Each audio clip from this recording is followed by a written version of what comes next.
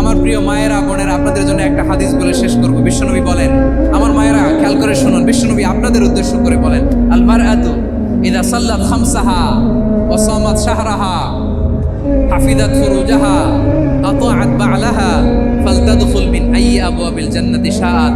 বিশ্বনবী বলেন, ও রমণীরা, ও নারীরা, যে সমস্ত নারী এই চারটা কাজ করবে, এই চারটা কাজের গ্যারান্টি দিবে, তাদেরকে জান্নাতের 8টা দরজার গ্যারান্টি দেয়া হবে।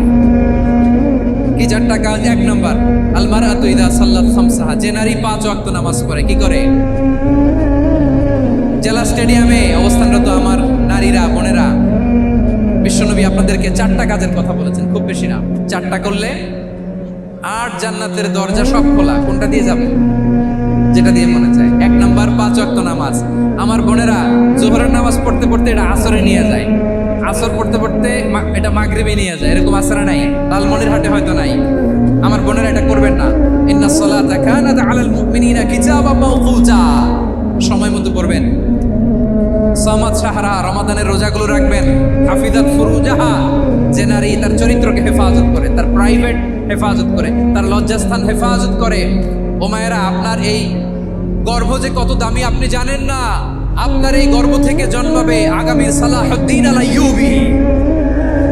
আপনার গর্ভ থেকেই জন্মাবে ইমাম আল মাহদি আল মুনতাজার। আপনার পেট থেকে জন্মাবে আবু সাইদের মতো বীর সৈনিক। আপনার পেট থেকে জন্মাবে মুগ্ধের মতো বীর মুজাহিদ। আপনি জানেন না কে আসবে আপনার পেট থেকে। সময়টাকে কাজে লাগান, ইসলামকে বোঝেন, মানেন, আমাদের ইসলামিক লেকচারগুলো শোনেন। আমরা যে বার্তাগুলো, ইনস্ট্রাকশনগুলো, দিক নির্দেশনাগুলো আপনাদের খেদমতে রাখি, এগুলো মেনে চলুন। আপনিই পারেন আপনার ঘরটাকে জান্নাতের টুকরা বানাতে। একটা family, it's a very big institution and you are the MD, the managing director of this institution. চিল্লায় বলেন ঠিক কিনা? চাইলেই পারেন ঘরটারে জান্নাতের টুকরা বানাতে। 5 ওয়াক্ত সালাত, রমাদানের রোজা, নিজের চরিত্রের হেফাজত, ও আতাআত বা'লাহা, স্বামীর আনুগত্য। এটাতে অনেকে ভুল করে থাকে। হায় রে আমার বোনেরা, স্বামীর আনুগত্যকে এটা নিজের অপমান মনে করবেন না। আপনার স্বামী আপনার সবচেয়ে বড় গার্ডিয়ান, তিনি আপনার সবচেয়ে ভালো চায়। নারী কখনো গার্ডিয়ানশিপের বাইরে থাকতে পারে না। হয় আপনি বাবার গার্ডিয়ানশিপের ভেতরে, বাপ না থাকলে ভাই আপনার গার্ডিয়ান, ভাই না থাকলে চাচা গার্ডিয়ান, বিয়ের পরে আপনার স্বামী আপনার গার্ডিয়ান। শরিয়া সম্মত স্বামীর আদেশগুলো আপনি মেনে চলবেন, কিন্তু শরিয়া বিরুদ্ধ কোনো আদেশ মানতে আপনি বাধ্য নয়। আওয়াজ করে বলুন সবাই ঠিক কিনা?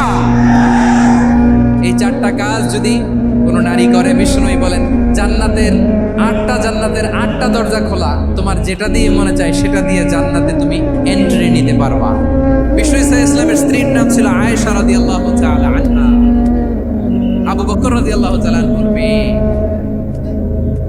আবু বকর রাদিয়াল্লাহু তাআলা আনহুর আরেক মেয়ের নাম হচ্ছে আসমা। কি নাম? দুজনই আবু বকর রাদিয়াল্লাহু তাআলা আনহুর মেয়ে, আসমা আর আয়েশা। নাম দুইটা কেমন লাগে? আসমা নামটা কেমন লাগে? আয়েশা নামটা কেমন লাগে? সবার ভালো লাগে নাই? নাম দুটো আপনাদের ভালো লাগে? লালমনিরহাটে অনাগত যদি কন্যা সন্তান হয়, যদি মনে চায় আসমা রেখে দিতে পারবেন, যদি মনে চায় আয়েশা রেখে দিয়েন।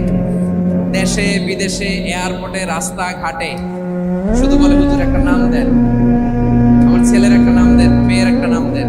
আমার মনে আছে যশোরের আবদিনের মাহফিলে আমি 1-2টা নাম দিয়েছিলাম। আজকে লালমনিরহাটের এই প্রোগ্রামে কন্যা সন্তান যদি হয় 2টা নাম দিলাম, আসমা কিংবা আয়েশা। ইনশাআল্লাহ পড়েন। দুজন বোন, এক মায়ের না, বাবা এক, মা দুজন। আয়েশা রাদিয়াল্লাহু তাআলা আনহার মায়ের নাম উম্মে রুমান, আর আসমা রাদিয়াল্লাহু তাআলা আনহার মায়ের নাম কুতাইলা বিনতে আব্দুল উজ্জা। আবু বকর রাদিয়াল্লাহু তাআলা আনহু 4টা বিয়ে করেছিলেন। একই ঘটনা ঘটেছে এই ফ্যামিলিতে। আসমা ইসলাম ধর্ম গ্রহণ করে মুসলিমা, কিন্তু তার মা কুতাইলা মুশরিকা।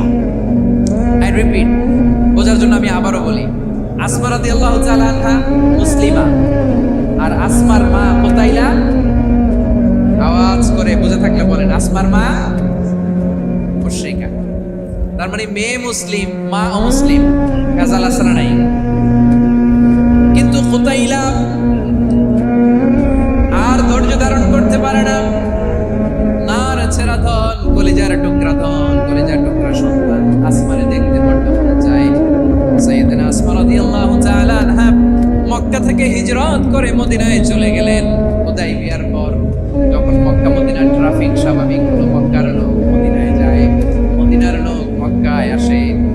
মোচাইলা কলিজার টুকরা সন্তান আসমারে দেখার জন্য কিছু উপহার নিয়ে বিশাল মরু পথ পাড়ি দিয়ে মক্কা থেকে মদিনায় যায়। সুবহানাল্লাহ। এখন মা আসছে মেয়ের সাথে দেখা করতে, মেয়ে তো আর দেখা দেয় না। মেয়ে ভাবছে আমার মা তো মুশরিকা, অপবিত্রা, তার সাথে কি দেখা দেয়া যাবে? বিশ্বনবীর দরবারে চলে গেল।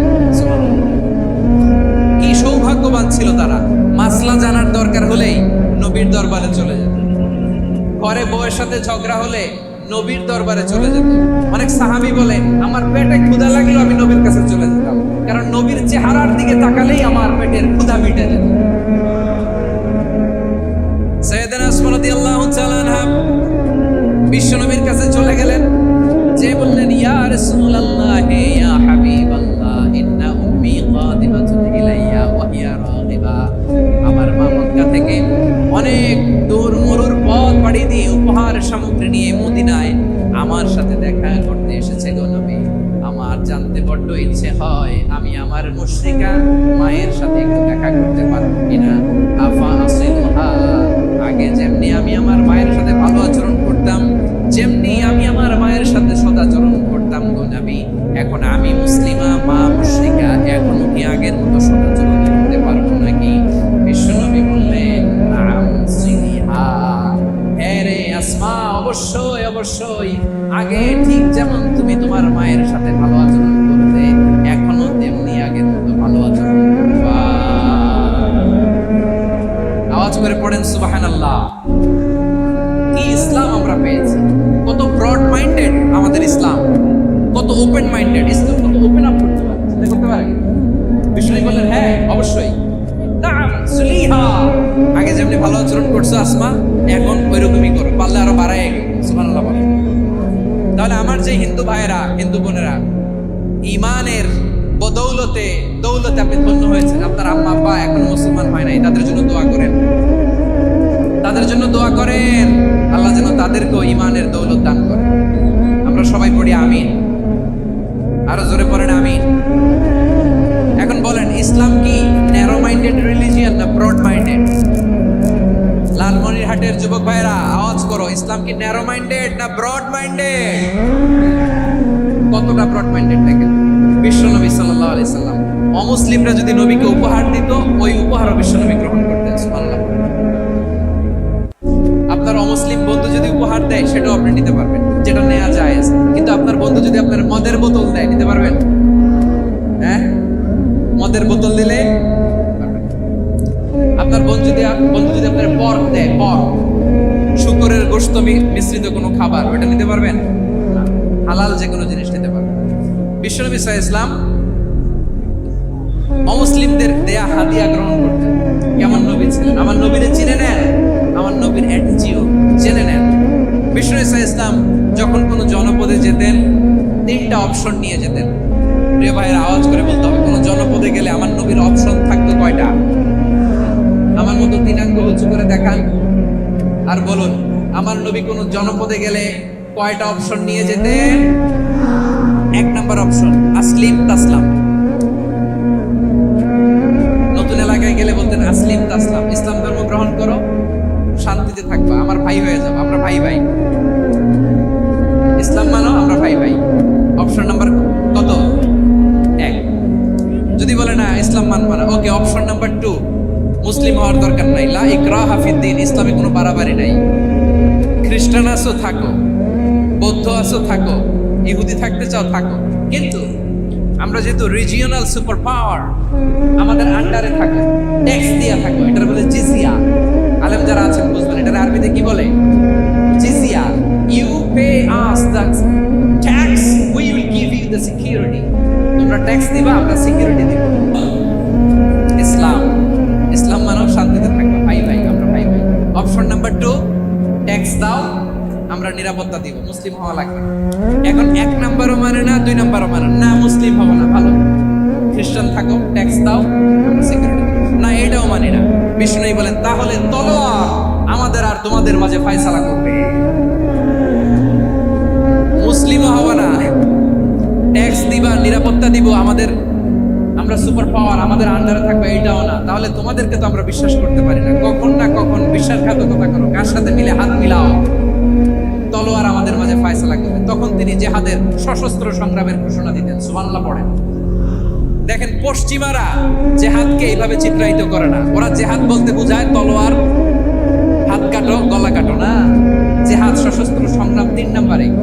অধিকাংশ ক্ষেত্রেই বিশ্বনবীর সুন্দর আচরণ দেখে, আরে আমার নবীর যে নুরানি চেহারা, অনেকে তো কেবল সিরেফ চেহারাটা দেখেই কালিমা পড়ে মুসলমান হয়ে গেছে। যারা মুসলিম হয় নাই তারা তাদের ইসলামেই বলবৎ ছিল, ট্যাক্স দিয়ে ইসলামের আন্ডারে ছিল। যারা এটাও মানে নাই ওইটাও মানে নাই, তাদের বিরুদ্ধে জেহাদ। বিষ্ণু ইসলাম 7ম হিজরিতে যখন খায়বার বিজয়ের পরে ইসলাম রিজিওনাল সুপার পাওয়ার হিসেবে আত্মপ্রকাশ করলো, বিশ্বনবী চিঠি লিখলেন অন্যান্য সুপার পাওয়ারের কাছে। রাষ্ট্রীয় চিঠি লেখে এক রাষ্ট্রপ্রধান আরেক রাষ্ট্রপ্রধানের কাছে। ঠিক কিনা বলেন? জানেন না আপনারা? এই যে 24-এর ছাত্র নাগরিক অভ্যুত্থানে, এই অভ্যুত্থান যখন শুরু হয়, আমি তখন সাউথ আফ্রিকাতে একটা স্ট্যাটাস দিয়েছিলাম, গোটা না হয় গোটা দেশ সংস্কার করা লাগবে। শুধু বাংলাদেশ নয়, সারা বিশ্বের বাংলা ভাষাভাষী লোকেরা এই আন্দোলনের সাথে সমর্থন তারা করেছে, এটাকে সাপোর্ট করেছে, তারা সমর্থন দিয়েছে। আমাদের ইউনাইটেড আরব আমিরাতের বাংলাদেশি ভাইরা তারা সেখানে রাস্তায় নেমে এসেছিল, জানেন? ওইখানে ডেমনস্ট্রেশন করা যায় না, সেখানকার সরকার তাদেরকে যাবজ্জীবন দিয়েছিল। তখন আমাদের এই যে প্রধান উপদেষ্টা ডক্টর মোহাম্মদ ইউনূস সরাসরি G2G বলে, G2G, government to government, G2G উনি চিঠি লিখলেন যে তাদেরকে, ইউর হাইনেস, এ সম্মানিত আমির, আপনি আমার এই চিঠির কারণে আমার সম্মানে এই 53 জন বাংলাদেশিকে মাফ করে দেন। এই চিঠির বদৌলতে বেকসুর খালাস পেয়ে গিয়েছিল আমাদের ভাইরা। জানেন না এই ঘটনা আপনারা? তাহলে গভর্নমেন্ট টু গভর্নমেন্ট চিঠি দেওয়া হয়। 7ম হিজরিতে বিষ্ণু ইসলাম সব সুপার পাওয়ারের কাছে চিঠি দিলেন, রোমান সম্রাটের কাছে, পারস্য অধিপতির কাছে, মিশরের অধিপতির কাছে, সবার কাছে চিঠি লিখলেন। চিঠির ভাষা ছিল এরকম, মিন মুহাম্মাদিন রাসূলিল্লাহ ইলা মুকাওকিস আযীমিল কিবত, মুহাম্মদ রাসূলুল্লাহর পক্ষ থেকে মিশরের বাদশার কাছে, আসলিম তাসলাম, ইসলাম মানো শান্তিতে থাকবা, সালামুন আলা মান ইত্তাবাআল হুদা, শান্তি তার জন্য যে হেদায়েতের অনুসরণ করে। সুবহানাল্লাহ পড়েন। এই চিঠি অনেকে ভালোভাবে রিসিভ করেছে, অনেকে এই চিঠি পাওয়ার পরে নবীর কাছে আবার ইন রিটার্ন উপহার পাঠিয়েছে। কি পাঠিয়েছে? উপহার। মিশরের বাদশা মুকাওকিস তিনি বিশ্বনবীকে বিশাল এক উপহারের ডালি পাঠিয়েছেন। মিশরের বাদশা মুকাওকিস ছিলেন ধর্মে খ্রিস্টান। লালমনিরহাটের ভাইয়েরা আওয়াজ করে বলেন, মিশরের বাদশা ধর্মে কি ছিল? খ্রিস্টান। কি উপহার দিয়েছিল আমার নবীকে? শুনতে মনে চায়? আওয়াজ নাই লালমনিরহাটের গলায়, শুনতে মনে যায়? 1000 স্বর্ণ মুদ্রা, 1000 স্বর্ণ। 2টা খ্রিস্টান দাসী, একজনের নাম মারিয়া বিনতে শামউন আল কিবতিয়া, আরেকজনের নাম সিরিন বিনতে শামউন আল কিবতিয়া। একজন খ্রিস্টান দাস 20 থান কাপড় জামা বানানোর জন্য, আমরা নবী যেন সেলাই করে জামা বানাতে পারে, এই জন্য 20 থান কাপড়, 20 থান ফাইন গার্মেন্ট। সুবহানাল্লাহ বলবেন না? এরপরে একটা গাধা যেটার নাম ছিল উফাইর, আর একটা খচ্চর, এটার নাম ছিল দুলদুল। খচ্চর চিনেন? গাধা আর ঘোড়ার ক্রসিং এ যে প্রাণীটা দুনিয়াতে আসে, খচ্চর। তো এই যে সুপার পাওয়ার খ্রিস্টান বাদশার কাছে নবী চিঠি লিখলেন, ওই খ্রিস্টান বাদশা আমার নবীকে উপহার দিল। বিশ্বনবী এই উপহারগুলো সানন্দে গ্রহণ করেছে। সুবহানাল্লাহ বলবেন না? তাহলে অমুসলিম কেউ যদি আপনাকে উপহার দেয়, হালাল উপহার হলে আপনি গ্রহণ করতে পারেন। অনুরূপভাবে পারস্যের বাদশা, রোম সম্রাট বিশ্বনবীকে উপহার পাঠিয়েছেন। আমার নবী সবগুলো উপহার, গিফট গ্রহণ করেছেন। সুবহানাল্লাহ বলেন। তাহলে প্রিয় লালমনিরহাট, আওয়াজ করে বলুন, ইসলাম কি ন্যারো মাইন্ডেড রিলিজিয়ন না ব্রড মাইন্ডেড? আম্মা জান আয়েশার কাছে মাসালা জানতে চায় মেয়েরা, হে আম্মা জান, অগ্নি উপাসকেরা তাদের ঈদের দিন নওরোজের সময় আমাদেরকে পাখি দেয়, নেওয়া যাবে? উনি বললেন ওরা জবাই করে দিলে নেওয়া যাবে না, কিন্তু ওরা যদি ফলমূল এরকম খাবার দেয় এগুলো নেওয়া যাবে। তার মানে অমুসলিমদের দেয়া উপহার এটা গ্রহণ করা যায়। সুবহানাল্লাহ বলেন। শুধু তাই নয়, বিষ্ণু ঈসা ইসলাম অমুসলিমদের সাথে আর্থিক লেনদেনও করেছেন, ফিনান্সিয়াল ডিলিং করেছেন। অমুসলিমদের সাথে প্রয়োজনে আপনি ফিনান্সিয়াল ডিলিং করতে পারেন। আমরা প্রায় দেখি বাজারের মিষ্টির দোকানগুলো আমার হিন্দু ভাইদের। লালমনিরহাটে মিষ্টির দোকান, দইয়ের দোকান কারা চালায়? হিন্দুরা চালায়। তারপরে যে বারবার শপ চুল কাটে যে নাপিত, অধিকাংশ নাপিতের দোকানে কারা? আমার হিন্দু ভাইরা। আপনি চুল কাটতে পারবেন কিনা বলেন? পারবেন। তার দোকান থেকে দই মিষ্টি কিনতে পারবেন কিনা? হ্যাঁ, আমার মুসলিম ভাইয়ের দোকান থাকলে ওইটার আমি বেশি প্রায়োরিটি দিব, ঠিক কিনা? কিন্তু যদি তাদের সার্ভিস নিতে চান, প্রোডাক্ট নিতে চান, পারবেন। তার দলিল সহিহ বুখারী, আম্মা জান আয়েশা রাদিয়াল্লাহু তাআলা আনহা বলেন, ইশতারা রাসূলুল্লাহ সাল্লাল্লাহু আলাইহি ওয়াসাল্লাম মিন ইয়াহুদিয়্যিন তুআমান ওয়া রাহানাহু দিরআহু মিন হাদিদ।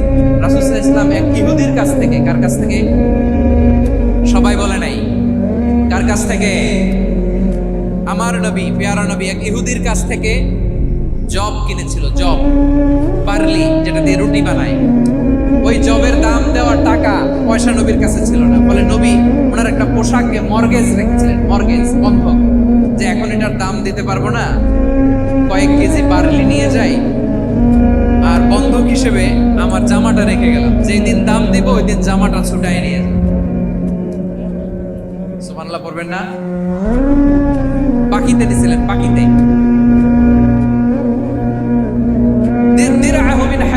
লোহার তৈরি বর্ম, মানে যুদ্ধের পোশাক, লোহা দিয়ে বানানো।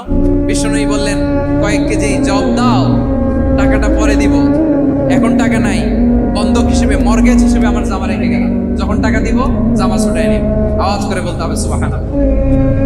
এ থেকে বোঝা গেল অমুসলিমদের সাথে ফিনান্সিয়াল ডিলিং করা যায়, অর্থনৈতিক লেনদেন করা যায়, কেনাবেচা করা যায়, প্রোডাক্ট কেনা যায়। এমনকি আমাদের মসজিদে নববীতে বারান্দায় আপনার একটা অটোমেটিক ফ্লাইং আমব্রেলা দেখছেন? সূর্য যখন বাড়ে মসজিদে নববীর বারান্দায়, ইয়ার্ডের মধ্যে অটোমেটিক্যালি কিছু আমব্রেলা আছে, সাঁ করে খুলে দেয়, আর সূর্যের তাপ লাগে না। আবার সন্ধ্যাবেলায় এই আমব্রেলাগুলো ওরা ক্লোজ করে ফেলে, দেখেন নাই না? দেখছেন? এই মসজিদে নববীকে সর্বোচ্চ উন্নত মানের কনস্ট্রাকশন ইনফ্রাস্ট্রাকচারে ডেভেলপ করার জন্য কর্তৃপক্ষ কিছু অমুসলিম ইঞ্জিনিয়ারের, ডিজাইনারের সহায়তা নিয়েছে। সুবহানাল্লাহ বলেন। কোন দলিলের ভিত্তিতে? এই দলিলের ভিত্তিতে বিষ্ণু ঈসা ইসলাম অমুসলিমদের সাথেও লেনদেন করেছেন। আওয়াজ করে বলতে হবে আল্লাহু আকবার। শুধু তাই নয়, ইন কেস অফ ইমার্জেন্সি, প্রয়োজনে ইসলামের খাতিরে, ইসলামকে সামনের দিকে এগিয়ে নিয়ে যাওয়ার জন্য অমুসলিমদের সাপোর্ট নেওয়া জায়েজ আছে। অমুসলিমদের সাপোর্ট নেয়া, তাদের থেকে অর্থ নেয়া, পলিটিক্যাল সাপোর্ট, পলিটিক্যাল অ্যাসাইলাম নেওয়া জায়েজ আছে। আমাদের অনেক বিশ্ববরেণ্য দায়ীরা আমেরিকায় অস্থায়ীভাবে অ্যাসাইলাম নিয়ে থাকে, নিজের দেশে গেলে ফাঁসিতে ঝুলাই দিবে। যুগ যুগ ধরে দায়ীদের উপর এরকম অত্যাচার আর নির্যাতন আসরে নাই। মিশরের অনেক দায়ীরা পাশ্চাত্যে যেয়ে থাকে, এই যে তারা পলিটিক্যাল অ্যাসাইলাম নিয়ে থাকে, রাজনৈতিক আশ্রয়, এটা জায়েজ আছে না? এটা যে জায়েজ আছে তার প্রমাণ স্বয়ং বিশ্বনবী সাল্লাল্লাহু আলাইহি ওয়াসাল্লাম পলিটিক্যাল সাপোর্ট নিয়েছিলেন অমুসলিমদের কাছ থেকে। সুবহানাল্লাহ।